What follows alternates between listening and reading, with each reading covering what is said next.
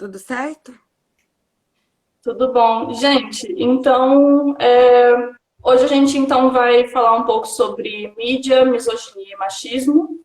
A ideia é a gente conversar um pouco com vocês sobre publicidade, sobre cinema, sobre o olhar masculino, sobre como que o patriarcado se manifesta na mídia, na misoginia, como que o machismo se manifesta, é, como que ele age, como que as formas como a publicidade interferem na forma como a gente se vê, na forma como a gente é criada, e como que a gente pode mudar isso, né?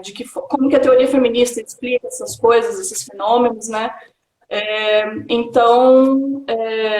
Vamos começar com a Mari primeiro, que a Mari tem formação em comunicação, né, Mari? Então, a Mari vai falar um pouquinho para a gente sobre esses aspectos teóricos aí, sobre a mídia. Oi, gente, tudo bom? Eu vou começar já pedindo desculpa caso eu caia, porque eu moro na roça, então a internet aqui é um pouco instável. Então, se eu desaparecer ou ficar ruim a conexão, já peço desculpas de antemão. É esse o motivo. Mas, bem, oi, Bruna, boa noite. Boa noite a todo mundo que está aqui participando. Mais uma semana aqui das lives da QG Feminista. Eu sou a Mariana. Faço parte, acho que posso me chamar de membro fundadora da revista. Estou aí desde o início. E vamos lá falar de mídia hoje, né? Que é o assunto principal. Primeiro, eu acho que é importante a gente definir o que é mídia, o que a gente está falando quando a gente quer falar de mídia. Então, aqui, para efeitos de compreensão, a gente vai tratar a mídia como conjunto dos meios de comunicação e os seus produtos. Então, os meios de comunicação, tanto os tradicionais, como cinema, TV, a imprensa, publicidade, rádio, etc., quanto os eletrônicos e os novos meios, né? Internet, as redes sociais e as adaptações dos meios de comunicações tradicionais para o ambiente virtual. Então, é esse conjunto. Mídia seria isso tudo, assim, esse apanhado de narrativas tanto ficcionais quanto factuais que impactam a nossa vida e que a gente se relaciona. A mídia sempre foi um tema caro para a teoria feminista. Pesquisadoras, professoras se debruçam sobre esse tema desde sempre, porque é bastante claro a influência que a mídia tem na nossa vida individual e como mulheres no coletivo. E, nesse sentido, a mídia, usando até palavreado marxista, a mídia ela tem uma relação dialética com a sociedade. Ou seja, ao mesmo tempo que a mídia se debruça sobre a sociedade para produzir os seus produtos, ela influencia a sociedade. Então, se pautando na sociedade, a mídia pauta a sociedade. Então, tem essa relação de ida e volta, né? Ao mesmo tempo que ela influencia, ela se baseia. E a produção midiática, ela é parte de um conglomerado bilionário, é uma indústria. Comunicação e informação é poder. E o poder esteve nas mãos, esse poder da informação e da mídia esteve nas mãos de poucas pessoas com um perfil muito bem definido, que são homens brancos da elite. São essas pessoas que mandam na mídia, são elas que controlam. No Brasil, com os dados de 2015, são 11 famílias que controlam todos os meios de comunicação. Ou seja, é um grupo seleto de homens brancos que tanto produzem esses olhares. E esses homens e esses grupos de elite perceberam desde sempre que as imagens controlam como a gente pensa sobre nós mesmos e como a gente pensa sobre o resto do mundo. Então, é um poder que molda a sociedade, né? É um poder, é o quarto poder, né? Costumam chamar, né? A mídia seria o quarto poder. Então, ela molda a nossa relação com nós mesmos e com o mundo. Não de uma forma direta, o que você viu na mídia é o que você vai reproduzir, mas com uma vida de consumo midiático, você passa a internalizar as mensagens que a mídia te manda. E isso para as mulheres sempre foi uma questão importante, porque são homens brancos ditando o olhar que vira o nosso próprio olhar. Então, mulheres aprenderam a se olhar da mesma forma que esses donos da mídia olham para nós. Então, essa relação dentro do feminismo sempre foi muito importante, né? E impacta a nossa vida pessoal e o coletivo, e os direitos das mulheres no geral. E bem, acho que para É ele a gente importante falar de várias também coisas, né? mencionar, é importante também mencionar que isso acontece desde que a gente é muito criança, né? Porque, principalmente atualmente, agora, no século XXI, desde meados do fim do século XX, a gente nasce com a cara grudada na tela, né? A gente está sempre assistindo muita televisão, a gente está consumindo muitos produtos midiáticos desde que a gente é muito criança. E é lógico que isso tem um impacto profundo na nossa socialização, né? Na forma como a gente cresce. Porque uma coisa é uma pessoa adulta consumindo um produto midiático, né? Assistindo um filme, assistindo uma propaganda, por mais que ela já tenha sido socializada para pensar de determinada forma, para enxergar o mundo e enxergar a si mesma de determinado jeito, ela já tem um mínimo aí de senso crítico, um mínimo da personalidade dela, de quem ela é. Agora, a criança, ela ainda está em formação, né?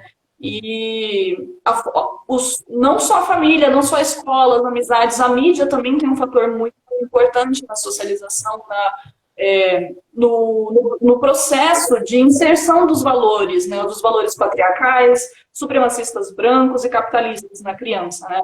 Tanto que uma questão que é muito debatida no meio do direito, principalmente no meio do direito, a gente fala muito sobre a questão da publicidade infantil, né?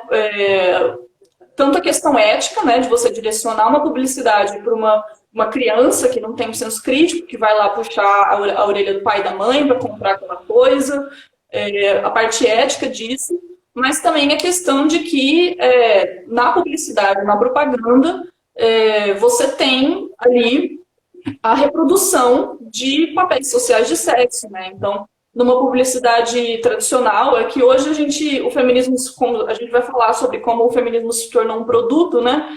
E esses valores têm sido agregados na publicidade, mas até, sei lá, 5, 10 anos atrás, você ia ter a propaganda da boneca direcionada para meninas, você ia ter a propaganda do Max Steel e dos carrinhos lá do Hot Wheels direcionado para os meninos, né? E as meninas, elas estão sempre brincando de casinha, brincando de boneca, fazendo coisas relacionadas à aparência, né? Então, aquelas coisas de mexer no cabelo, de fazer trancinha, né?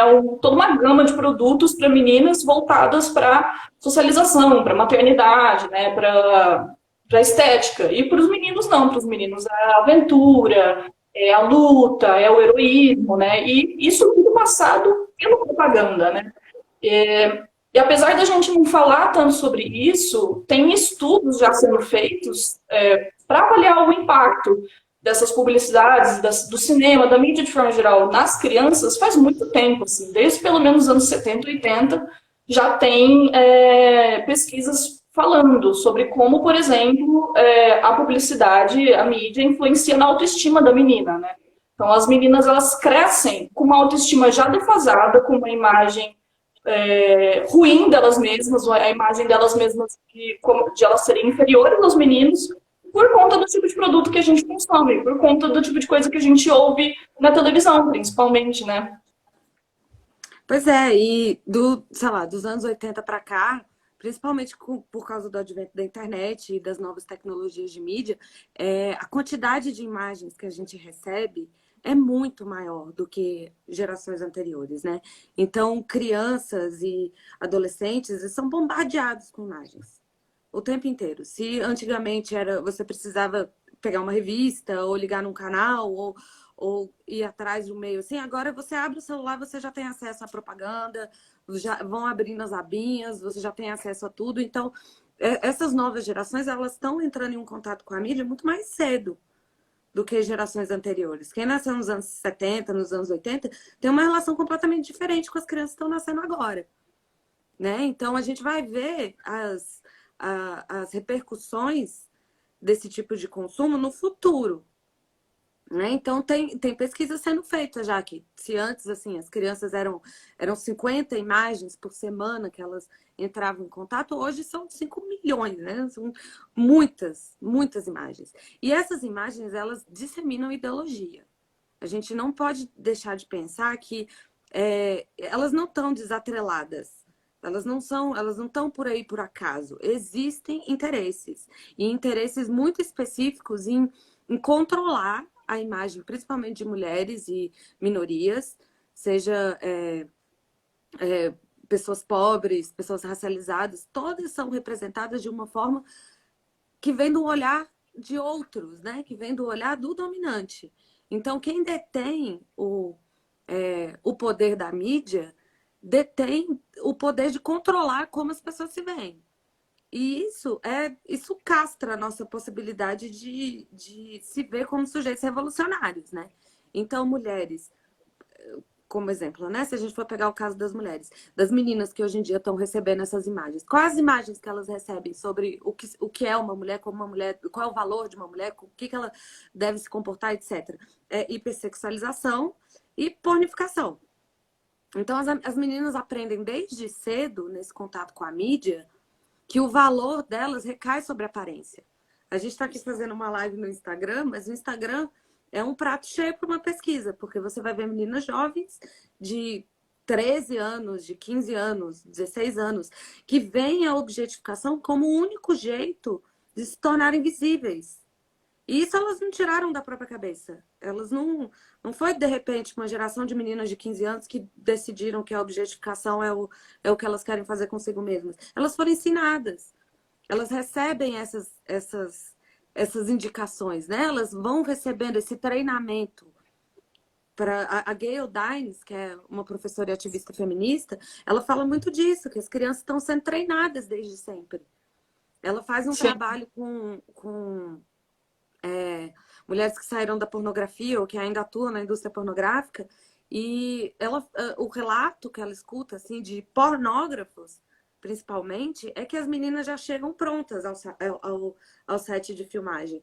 Elas já chegam sabendo o que a pornografia quer delas.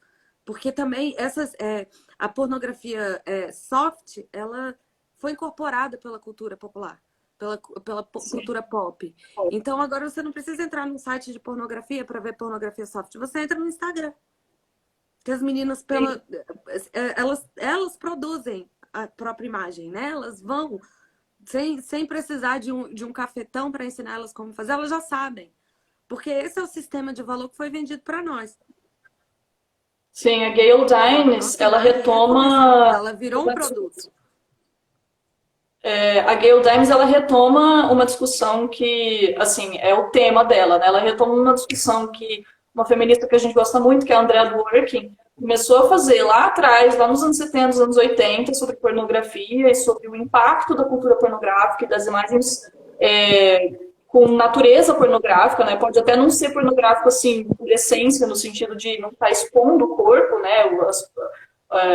As genitais ou os seios, só que é a imagem que passa, né? E a Andrea Dworkin, quando ela faleceu, imagina ela sabendo hoje, se ela estivesse viva, ela sabendo hoje que hoje a indústria pornográfica, ela move bilhões, quiçá trilhões de dólares no mundo, né? E a indústria pornográfica, ela não produz só pornografia. A gente precisa parar de pensar como se a indústria pornográfica, a indústria do tráfico sexual fosse compartimentalizado, né? Todas as coisas estão conectadas. Então, a indústria pornográfica, a indústria da exploração sexual, o tráfico de pessoas. E quando a gente fala de mídia e de pornografia, o resultado disso é a cultura do estupro. O que é a cultura do estupro? A gente tem falado muito sobre cultura do estupro. Virou um tema recorrente no Brasil, de 2015, 2016 para cá. Mas o que é a cultura do estupro? A cultura do estupro é quando você é o tempo todo bombardeado por imagens falando que normalizando a violência sexual. Então, a gente cresce, nós enquanto mulheres, a gente cresce achando que violência sexual é uma coisa normal. Porque a Susan Brown Miller, eu acho que é a Susan Brown Miller, no livro dela sobre estupro, ela fala que as mulheres crescem achando que o estupro é um fato da vida tão fato e tão natural quanto, por exemplo, você pagar impostos, ou o aquecimento global, ou que política é ladrão, assim, sabe? São coisas, assim, normalizadas, né? E, só que o estupro, a violência sexual, ela não é limitada só ao estupro, ao sexo forçado, digamos, né? A cultura do estupro, ela é a normalização de qualquer tipo de violência sexual e de qualquer tipo de hipersexualização da mulher. Então, é normalizar que a mulher, quando. É normalizar a mulher que ela é violentada, que ela é assediada sexualmente, é a normalização do fio-fio, é a normalização de imagens na publicidade e nos filmes de mulheres sendo hipersexualizadas. Então, por exemplo, uma coisa que é muito, muito, muito comum em filme de ação. Vamos pegar um Velozes e Furiosos da vida.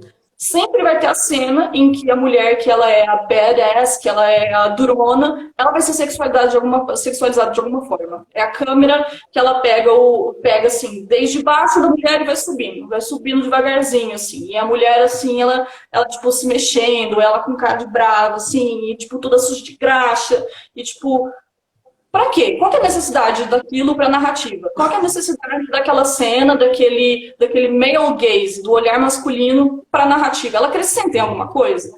Olha a quantidade de filmes em que tem cenas de mulheres sendo expostas, de mulheres sendo filmadas em poses sensuais, sem roupa, fazendo qualquer tipo de coisa sem roupa. E para pra pensar, tipo, na utilidade daquilo para narrativa. Aquilo está contando alguma coisa pra gente? O que significa essa mulher estar ali, por exemplo, na cozinha, fazendo panqueca de camisa masculina até aqui, assim, meio desabotoada de calcinha? Que tipo de pessoa vai mexer com óleo sem roupa? Sabe? Então, tipo, tem um monte de coisas que são normalizadas no nosso dia a dia, são E que normalizadas nos só se filmes, explicam pelo olhar masculino. só se explicam pela mulher masculina.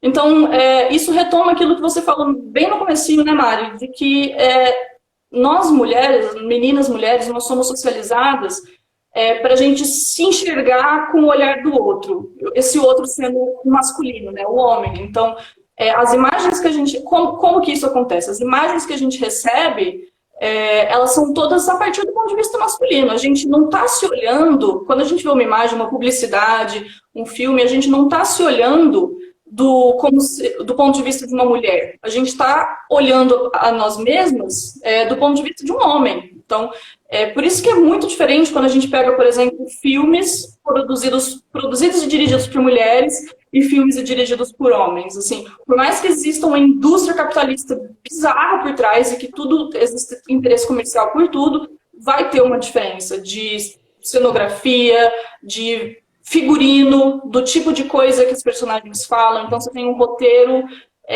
escrito, dirigido por uma mulher e um roteiro escrito, dirigido por um homem. Então, isso faz muita diferença, né?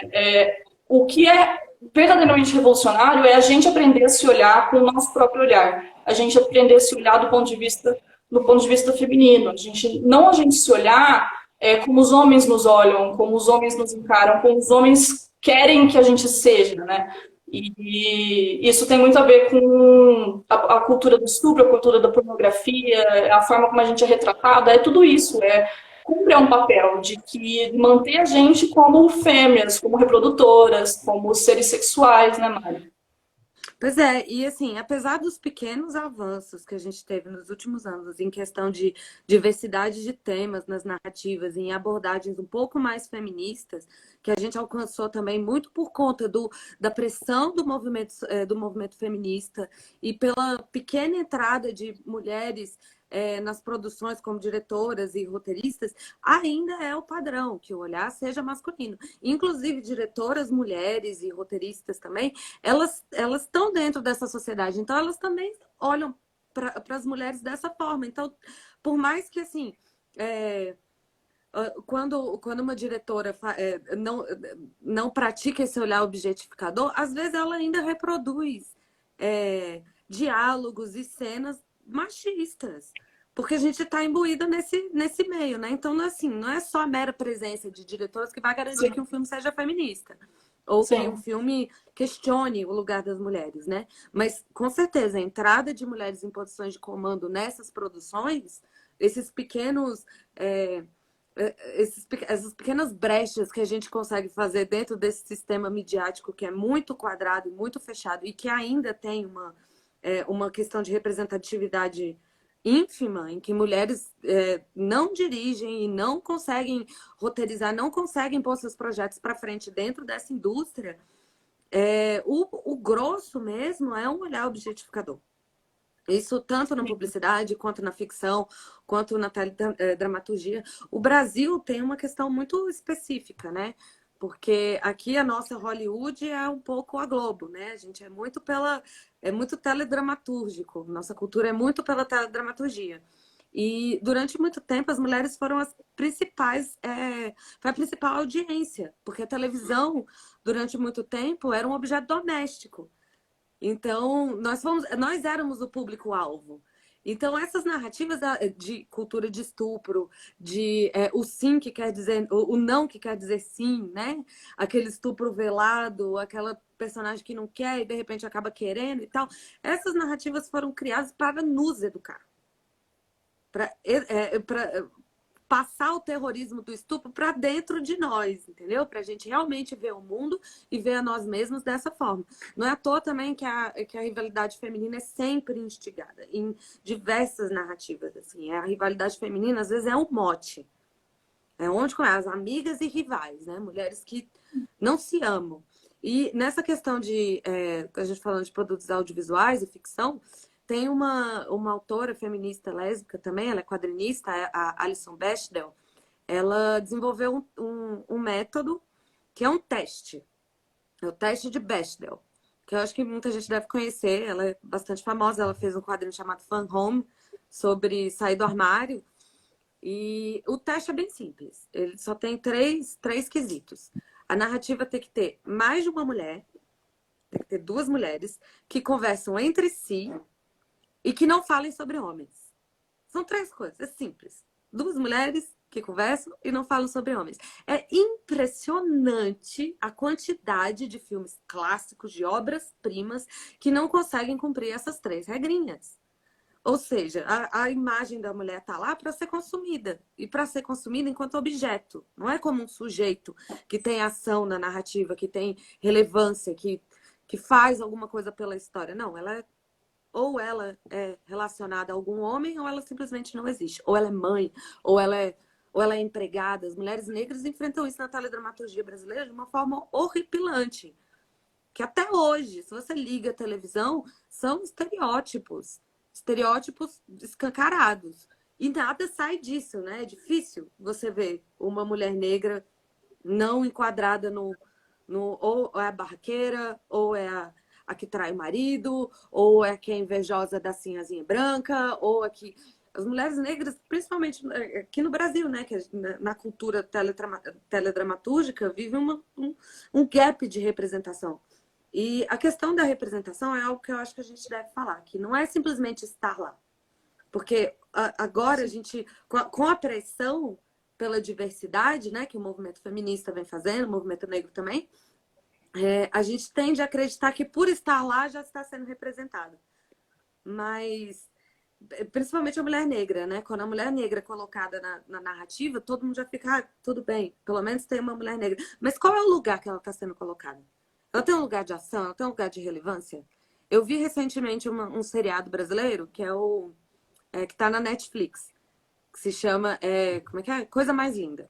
Sim. É assim, tem todo um formato novo, parece que quer discutir questões e que está alinhado com o feminismo e que fala sobre a emancipação das mulheres na década de 50, 60, etc. Mas a única personagem negra que tem na série, ela começa a série sem saber ler e termina a série sem saber ler. Ela começa e termina. A protagonista branca, o que faz é dar um vestido para ela. Ela dá um vestido e aí ela entra a classe média da bossa nova, carioca, e pronto, é isso que acontece com a mulher. Sem contar a favela estereotipada, o morro como lugar do samba, do não sei o que e tal. Mas a evolução da personagem é sempre em relação à outra. Ela não tem protagonismo, ela não. E é uma atriz sensacional, a Paty de Jesus. É um desperdício, é uma coisa horrorosa. E ainda coloca ela nesse lugar. Tem começa sem saber ler e algumas, termina sem saber ler, sem problema nenhum. Ninguém sabe. Tudo bem, mulher negra continuar sem saber ler. Isso não tem é. algumas pessoas que. Tem algumas personagens, assim. Algumas pessoas que parece que estão lá só para cumprir cota, né? Sim, Então precisa da cota da mulher negra, precisa da cota do personagem.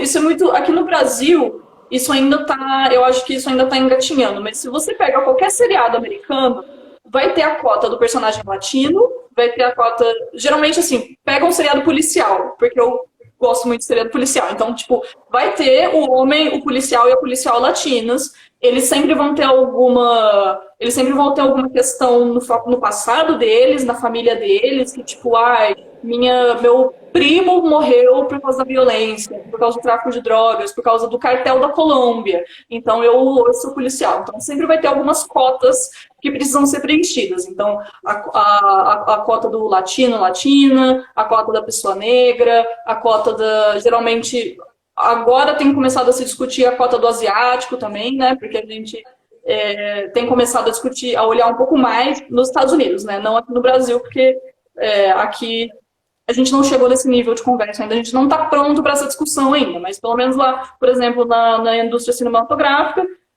você vai ter nos filmes um personagem que vai estar lá para preencher esse papel, né? Que o cinema vai usar de token, digamos, né? Essa é uma palavra que a gente fala bastante, né? O token.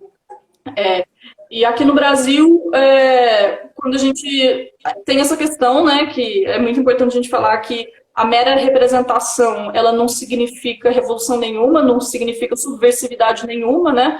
Que é o que a gente fala, a gente precisa questionar e a gente precisa ser crítico a esse conceito de representatividade, porque representatividade para quê, para quem, para alcançar o quê e onde.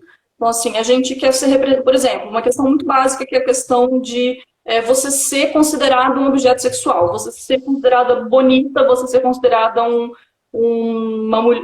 pedaço de carne fodível por homens, digamos, né? A gente quer alargar esse conceito, a gente quer que mais mulheres sejam consideradas objetos sexuais, a gente quer que a gente quer realmente ver publicidades sexualizando e transformando em objetos mais tipos de mulheres. A gente quer mesmo, por exemplo, que mulheres gordas sejam consideradas seres sexuais, seres objetificados sexualmente. É isso que a gente quer? Ou a gente quer que as mulheres deixem de ser consideradas objetos sexuais e que a gente deixe de atrelar o nosso valor à nossa aparência, né? Porque é isso que a cultura do estupro faz, é isso que a cultura da pedofilia faz, é isso que tudo isso gira em torno da mesma questão.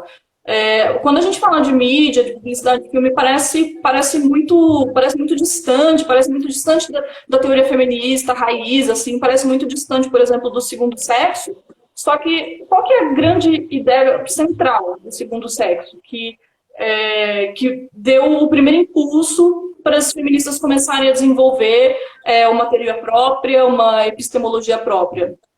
De que a mulher, ela não é sujeito, ela é o outro. E o homem, ele é definido como ser humano, e a mulher é um outro. Ela não é... a Simone fala que ela fica entre o homem e o castrado, então ela é esse lugar de não sujeito. Então, porque a gente sempre está... A identidade, a subjetividade da mulher está sempre em relação a. Então, ao longo da história, nas classes sociais, independentemente da sua classe, independentemente da sua etnia, a mulher, ela sempre está relacionada a alguém. Então, ou você é filha de alguém, ou você é casada com alguém, ou você é irmã de alguém. A nossa identidade está sempre atrelada à necessidade de uma identidade masculina. E o teste de Bechdel que você falou, isso ilustra muito bem. As personagens femininas, na maioria dos filmes, elas estão lá porque a identidade delas é condicionada à identidade de algum outro homem. Então, as personagens que existem, as femininas, elas são ou as esposas ou as irmãs.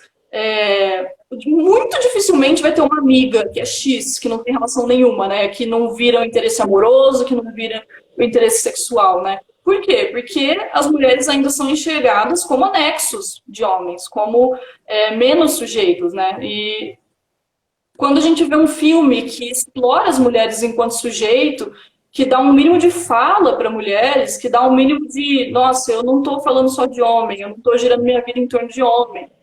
Por quê? Porque a representação das mulheres na mídia, como a gente tem falado o tempo inteiro, ela cumpre um papel. Ela cumpre um papel de demarcar o lugar da mulher na sociedade, de demarcar que o nosso lugar numa sociedade capitalista, patriarcal, supremacista branca, e ela tem a função de nos socializar para determinados papéis. Um desses papéis é o do objeto sexual, como a gente tem falado. O outro desses papéis é a gente ser o interesse amoroso masculino. Nós somos educados para sermos heterossexuais. E a publicidade, a mídia, ela reforça muito isso, né? Então, quando a gente fala, por exemplo, de representatividade e a gente pensa na sexualidade, quantos filmes de lésbicas não fetichizados a gente conhece?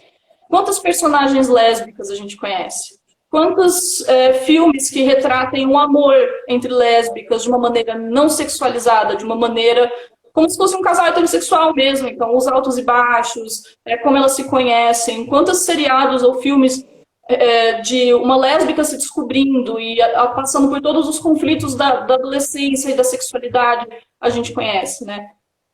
Por quê? Porque uma das funções da mídia é nos ensinar que o certo é ser heterossexual, o certo é servir aos homens, o certo é que nossa vida gira em torno de homens, né?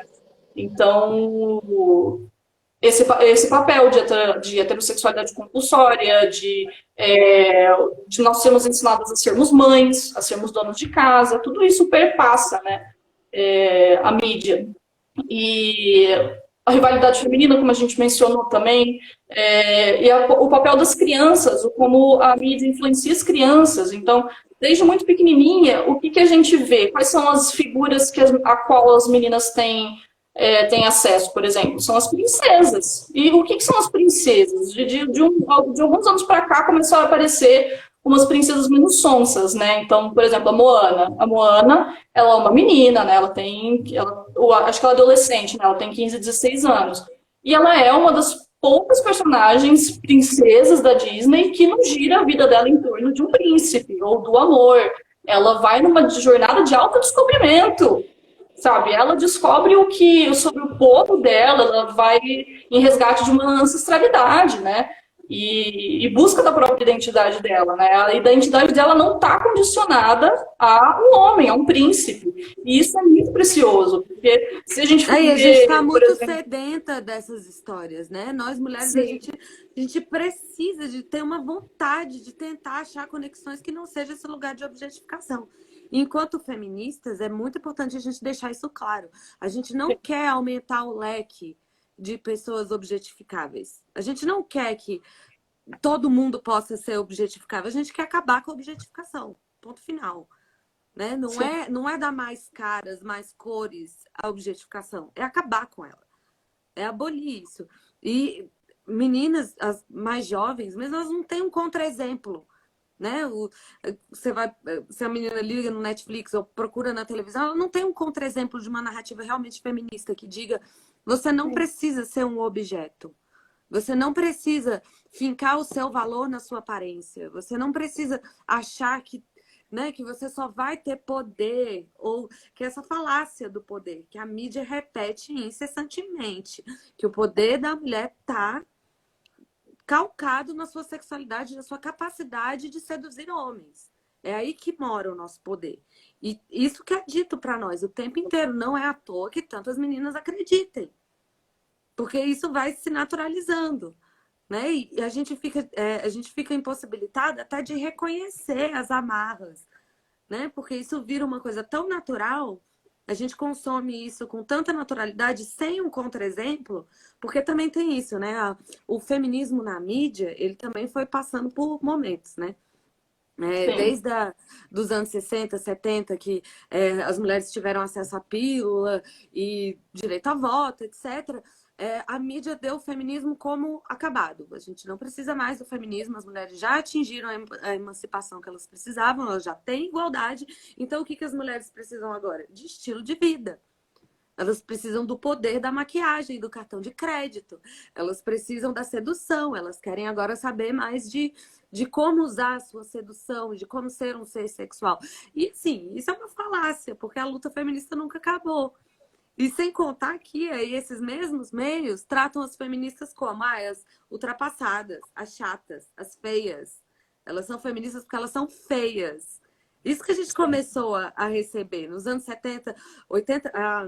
A Susan Faludi, nesse livro aqui impressionante chamado Backlash, vocês conseguem achar Você tem a versão física, eu meu Estados Deus! Unidos, há muitos anos atrás, paguei impressão, mas eu tenho essa Bíblia. Ela fala perfeitamente como a mídia usou esse discurso contra as feministas. Ela deu em 2 anos, de 68 a 70, para a mídia a questão feminista estava resolvida e depois disso virou tudo uma questão de estilo de vida. Então eles começaram a pintar o feminismo como uma necessidade de consumo e uma necessidade de auto-objetificação e hipersexualização. E isso dura até hoje. E o que a gente vê é a multiplicação dessas imagens. É isso que está acontecendo e é isso que as meninas estão recebendo hoje em dia. E, bem, e sobre essa. E aí começaram a pintar as feministas desse jeito. As feministas são ultrapassadas, elas são caretas, elas são antissexo, porque elas estão reclamando dessa libertação sexual que a gente está querendo propagar. Então, elas são antissexo, elas são feias, são peludas. E aí São isso que acontece, né? lésbicas, são lésbicas. São lésbicas, E aí as lésbicas também, as lésbicas ideais são as lésbicas pornificadas, né? Ou as lésbicas mortas, porque na teledramaturgia brasileira, a lésbica ideal é a lésbica morta. Ela realiza o amor dela e ela morre. É isso que acontece. E isso é um discurso de poder, né? Isso são interesses. Tem interesses por trás Também desse, né? tem, a gente fala bastante assim que conforme as mulheres foram conquistando lugares, né, foram conquistando, por exemplo, posições de poder, o patriarcado ele foi se reinventando para acrescentar novos requisitos para que essa mulher continue sendo considerada mulher. Então, por exemplo, como as meninas falaram ontem, a Natália e a Led falaram ontem na live sobre feminilidade, que feminilidade não é só sobre estética. Feminilidade, ela inclusive, muito mais sobre o nosso comportamento, né? Então, tem comportamentos e atitudes que são considerados femininos e comportamentos e atitudes que são considerados masculinos. E aí a mulher que ela conquista espaços, ela está em espaços que são considerados tipicamente masculinos, como espaços de poder, seja na política, seja na diretoria de uma empresa, seja no futebol, seja nos esportes de forma geral, a ela é concedida a licença para ficar ali, desde que ela esteja feminilizada, que ela seja heterossexual, que ela esteja cumprindo os rituais de feminilidade. Então, assim, tudo bem a mulher estar lá no Senado, mas ela tem que estar com uma saia lápis, com um salto-agulha, de perna cruzada e de bastante maquiagem. Porque se for uma mulher lá que não é feminilizada, meu Deus do céu. E é o que fizeram com a Dilma. O que fizeram? A Dilma, ela nunca foi uma grande imagem de feminilidade. A Dilma era uma senhora, matrona, ela incorporava a idade dela.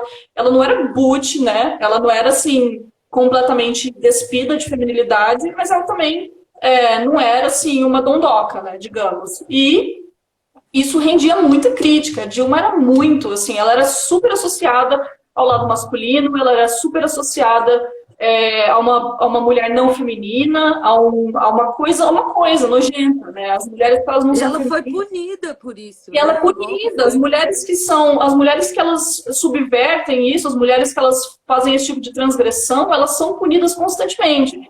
E aí, ano passado, quando teve a Copa Feminina, a gente estava falando muito da Marta, né, do futebol feminino, e aí a Marta, ela foi lá e ela usou batom. Ela usou um batom lá, uma marca da Avon, um batom roxo, assim, que dava para ver, de 3 km de distância dava para ver.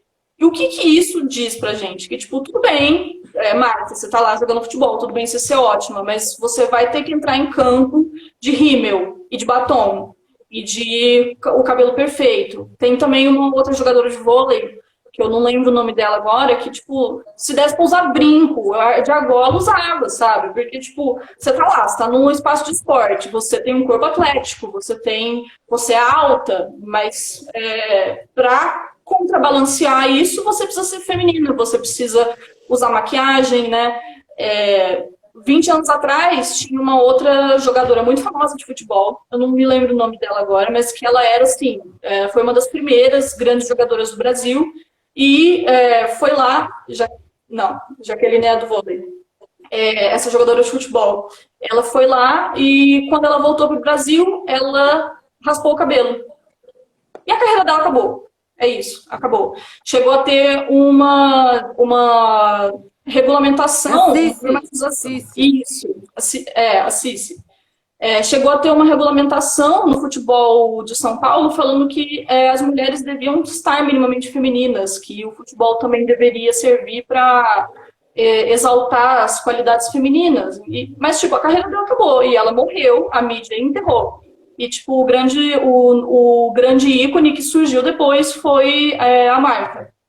E, tipo, sem tirar, óbvio, eu não tô tirando, assim, o mérito dessas mulheres esportistas, mas a gente precisa ter um pouco de senso crítico para ver quais são as figuras que a mídia elege como ícones, né? Nunca vai ser a mulher sapatão, nunca vai ser a sapatão boot, nunca vai ser uma mulher, por mais que seja heterossexual, uma mulher que não seja feminilizada, uma mulher gorda, uma mulher que não tem um cabelão, que não usa maquiagem, né? A mulher, ela, a partir dos anos 80, 90, o capitalismo foi permitindo que as mulheres ocupassem esses espaços, desde que elas lembrassem o mundo o tempo inteiro de quem elas são, e de onde elas são, de onde elas vieram. Então, tá marcando, tem que estar estampado no nosso corpo, no nosso comportamento. Então, uma mulher, por exemplo, que ela chega, a gente fala bastante de que a mulher, um homem, quando ele é firme, ele está sendo assertivo. Uma mulher, quando ela é firme, ela está sendo agressiva, ela está sendo durona, ela está sendo mandona, né? Então, isso faz parte dos tipos de comportamento que a sociedade prevê para que a gente possa manter o nosso lugar ali, né? Então, isso vale para todas as classes de pessoas, né? Então, as mulheres, as pessoas racializadas, as mulheres lésbicas, os homens gays, se eles não se enquadrarem na caixinha, no estereótipo social do que é ser aquilo e de uma forma funcional ao patriarcado, à supremacia branca e ao capitalismo, eles não vão ter esse lugar, eles vão ser retirados, eles vão ser esquecidos, né? E na nossa sociedade brasileira, que a gente vive muito de imagem, e é uma sociedade de hipersexualização, a gente tem eu não sei o quanto a nossa geração, né, Mário? Eu não sei o quanto a nossa geração conhece do que foi a pornô chanchada no cinema brasileiro, mas era assim, era pornografia, sabe? Em plena ditadura militar.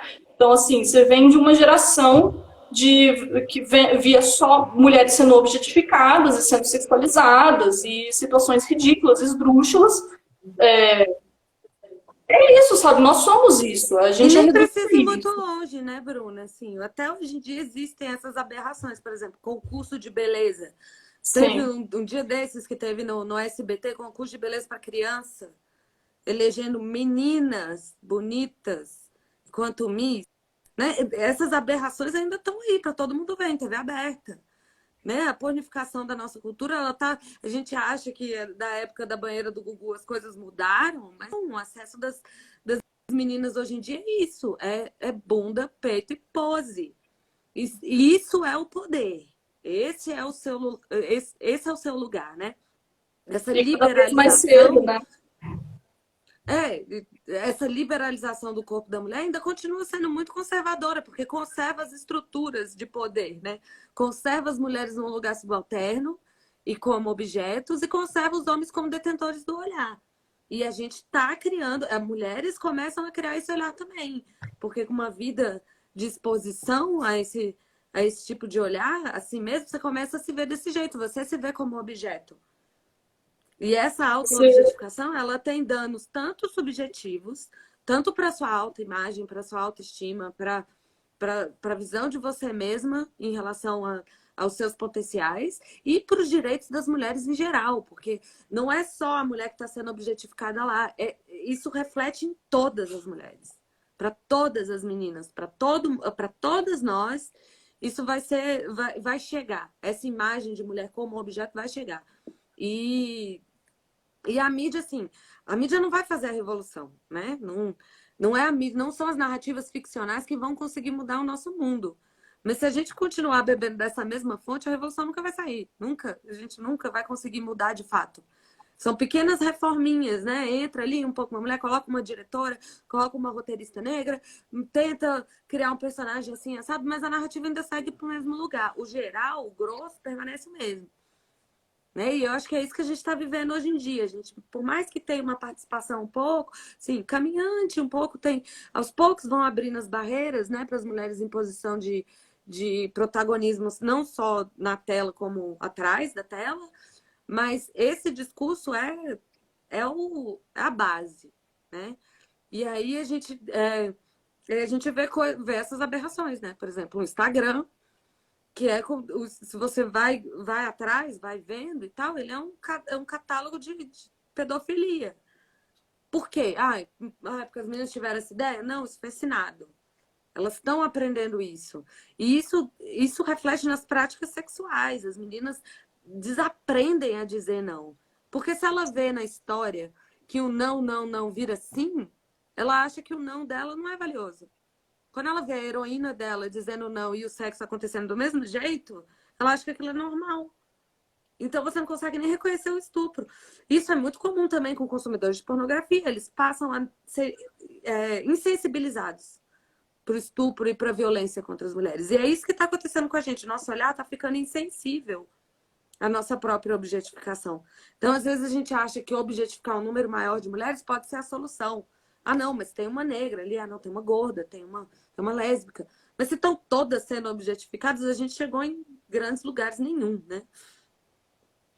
E é muito cruel a gente ver como as meninas internalizam isso, né? Como as mulheres, de forma geral, internalizam isso, porque a gente leva isso para os nossos relacionamentos, né? A gente leva isso para os nossos relacionamentos interpessoais, sexuais, né? Afetivos.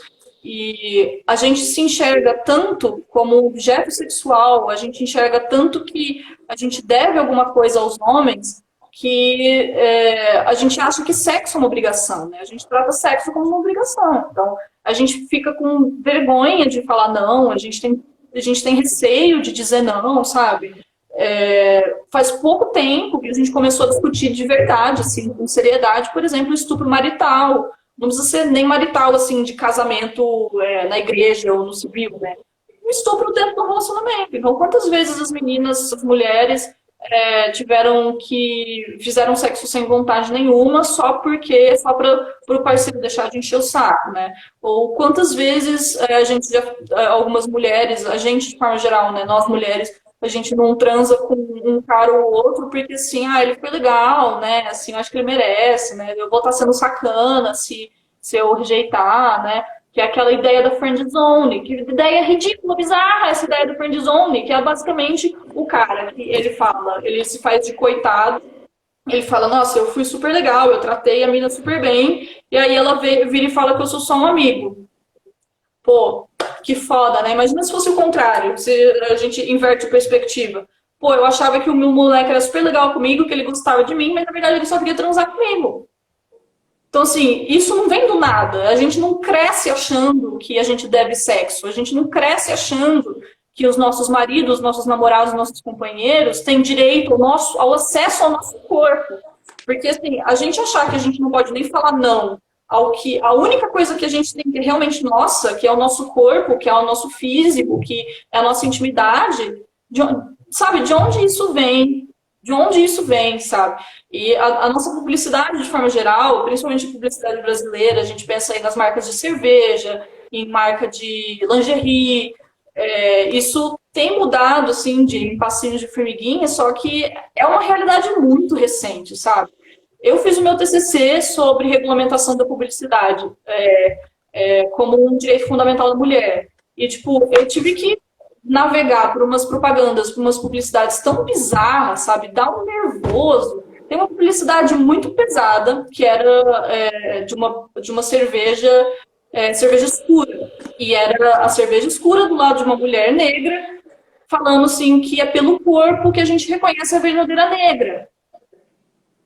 Isso num país em que a gente tem aí não sei quantos anos, mais de 300 anos de escravidão, a gente tem toda a figura da mulata sensual, né? Que a mulata, ela não é a negra retinta, ela não é a mulher que veio lá da África, ela não é a escravizada, ela é a birracial, ela é fruto ali de uma relação interracial. Então, ela tem as características do branco e ela tem as características do negro. Então, ela tem esse lance tropical, sedutor, né?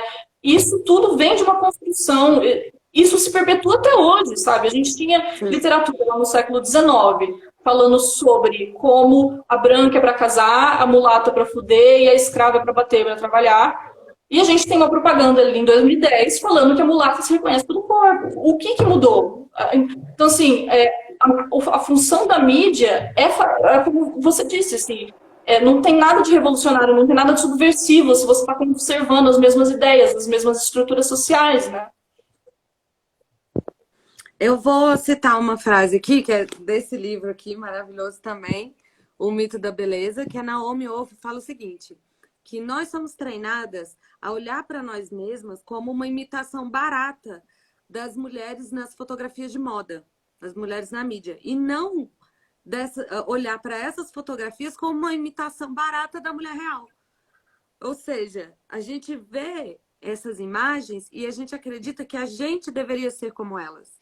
E não que elas não estão representando as mulheres reais. Então, é uma inversão, né? É uma inversão dos valores óbvios, né? Que as mulheres não são aquilo. Nós não somos esse objeto. Esse objeto que foi criado para nos convencer de que a gente deveria ser aquilo. Então, acho que, Bruna, faltam 5 minutos para a live terminar. Eu vi que o pessoal está perguntando aqui indicação de livro. Como eu separei uma pequena bibliotequinha aqui, eu queria dar umas indicações. O primeiro de todos é esse aqui, que você não vai achar aqui no Brasil, mas o PDF dele em inglês, infelizmente, está liberado, inclusive, lá no nosso Medium, da QG Feminista, a gente tem o Backlash, An Undeclared War Against American Women, a guerra não declarada contra as mulheres americanas. Aqui fala de mídia, publicidade, de filmes, toda uma análise feminista sobre a representação das mulheres na mídia. Esse livro aqui realmente é de cabeceira de todas nós, né, Bruna? A gente cita eternamente. O querido Mito da Beleza, como as imagens de beleza são usadas contra as mulheres, que também fala muito dessa questão da mídia e da representação das mulheres da mídia. Eu peguei esse aqui também, da Bell Hooks, o Raça e Representação, Olhares Negros, em que ela faz um apanhado maravilhoso, pautando na questão da representatividade negra e de como essas imagens pseudo-revolucionárias e que tratam as pessoas negras como cota não são subversivas e que a gente precisa quebrar com esses padrões. Esse livro é excelente. E para quem quer estudar mais cinema e essa questão do olhar masculino, tem esse aqui da Anne Kaplan, que é o Women and Film. Também eu só consegui em inglês. Infelizmente, literatura feminista de fora, o pessoal, as editoras podiam ter mais interesse em traduzir. Bell Hooks foi um grande ganho. Mas esse aqui é muito bom, fala do male gaze, disso que a gente falou, do olhar masculino, de como o nosso olhar é moldado pelo olhar do dominador. E várias outras indicações. Lá no nosso blog na QG, vocês podem achar outros livros nessas temáticas também. Mas esses falam especificamente sobre mídia, com capítulos específicos sobre rádio, sobre cinema, sobre publicidade. Tem também o TCC da Bruna, que é excelente. Eu estava dando uma olhada hoje. Se você quiser também disponibilizar para as seguidoras, para quem quiser dar uma olhada, ela fala sobre como a não regulamentação da publicidade facilita a cultura do estupro e permeia a cultura do estupro no Brasil. 100 e tantas páginas, grande escritora Bruna. Enfim, essas foram as minhas dicas. Você pensa em alguma coisa para a gente fechar? Será que tem alguma coisa que a gente não falou? Se tiver alguma coisa, eu acho que esses são os principais mesmo. Todas essas dicas que a gente deu, a gente vai colocar na descrição do vídeo quando essa live for para o YouTube. A maioria das coisas que a gente indica, a gente coloca no nosso Medium ou no nosso Drive, a gente sempre deixa tudo bastante acessível. Infelizmente, tem muita coisa que é em inglês ainda, mas cuja tradução são feministas autônomas, a gente vai fazendo mesmo. Mas então ficam essas dicas da Mari, e eu gostaria de convidar vocês amanhã para a live de amanhã, que vai ser às 7 da noite, como as outras, com a Ana e a Gabriele. A Gabriele já fez a live aqui sábado sobre organização, que foi maravilhosa com a Natália. A Ana e a Gabriele são ótimas, vai ser sobre feminismo, psicologia e saúde mental, que é um tema muito caro a gente, lembrando que agora em maio é o mês da luta antimanicomial. Então, esse tema de saúde mental e de loucura, de histeria, sempre foi muito caro a luta feminista. Então, amanhã a gente vai conversar um pouco sobre isso. Se vocês tiverem dúvidas sobre o assunto, depois a gente vai colocar aí nas stories da QG uma caixinha para vocês mandarem perguntas sobre o assunto. Espero que vocês estejam gostando das lives. Se vocês tiverem dicas ou mais perguntas, o nosso inbox está sempre aberto. E é isso, meninas. A Mari depois vai voltar na semana que vem, né, Mari? No sábado, para falar sobre racismo. E eu vou depois falar também sobre civilizações e histórias de mulheres com a Diotima. E vocês continuem acompanhando nossas lives, deem um feedback pra gente e a gente se vê. Boa noite aí, pessoal. Fala boa noite, Mari. Boa noite, gente. Não parem de criticar. Observem os meios com um olhar crítico. Tem muita feminista aí que escreveu coisas bacanérrimas. A teoria feminista sobre a mídia é extensa. Procurem, leiam. As mulheres estão problematizando essas questões há muitos anos. Vamos resgatar essa história e seguir por aí. Obrigada pela participação de todo mundo. Bruna, querida, amada, foi ótimo. Boa noite, galera. Espero vê-las em breve e continuem aí seguindo a nossa programação de lives. Até mais. Boa noite, gente.